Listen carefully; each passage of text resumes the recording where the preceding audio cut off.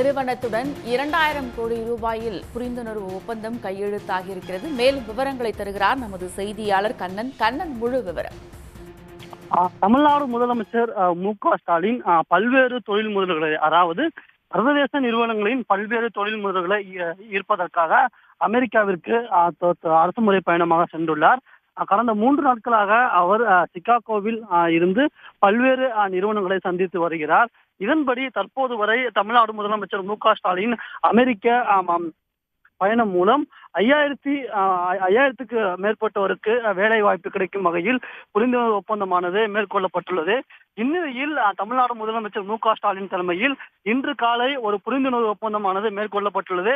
அதன்படி பார்த்தோம் என்றால் 2000 கோடி ரூபாய் முதலீட்டில் டிரில்லியன்ட் நிறுவனமானது தமிழ்நாடு அரசுடன் ஒரு புரிந்துணர்வு ஒப்பந்தமானது மேற்கொண்டுள்ளது.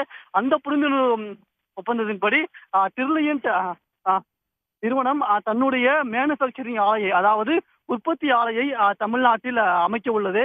மேலும் குளோபல் சப்போர்ட் சென்டர், அதாவது சர்வதேச அளவிலான ஒரு சப்போர்ட் சென்டரையும் தமிழகத்தில் அமைக்க உள்ளது. இதற்கான ஒரு புரிந்துணர்வு ஒப்பந்தமானது தமிழ்நாடு முதலமைச்சர் மு.க.ஸ்டாலின் முன்னிலையும் இன்றைய தினம் சிகாகோவில் கையெழுத்தாகி உள்ளது. தமிழ்நாடு முதலமைச்சர் மு.க.ஸ்டாலின் அந்த அமெரிக்க பயணத்தை பொறுத்தவரையில் உயர்தர வேலை வாய்ப்புகளை கொண்ட நிறுவனங்களை தமிழகத்துக்கு முதலீடு செய்வதற்கு அழைத்து வகையும் வகையில் பல்வேறு புரிந்துணர்வு ஒப்பந்தமானது மேற்கொள்ளப்பட்டு வருகிறது. அதன்படி பார்த்தோம் என்றால் இந்த புரிந்துணர்வு ஒப்பந்தமானது 2000 கோடி ரூபாய் மதிப்பிலான புரிந்துணர்வு ஒப்பந்தமானது மிக முக்கிய ஒப்பந்தமாக பார்க்கப்படுகிறது. அதுவும் மிக முக்கியமாக கூற வேண்டும் என்றால் ஒரு குளோபல் சப்போர்ட் சென்டரும் இந்த புரிந்துணர்வு ஒப்பந்தத்தின் மூலம் தமிழகத்தில் அமைய உள்ளது குறிப்பிடத்தக்கது. விவரங்களுக்கு நன்றி கண்ணன்.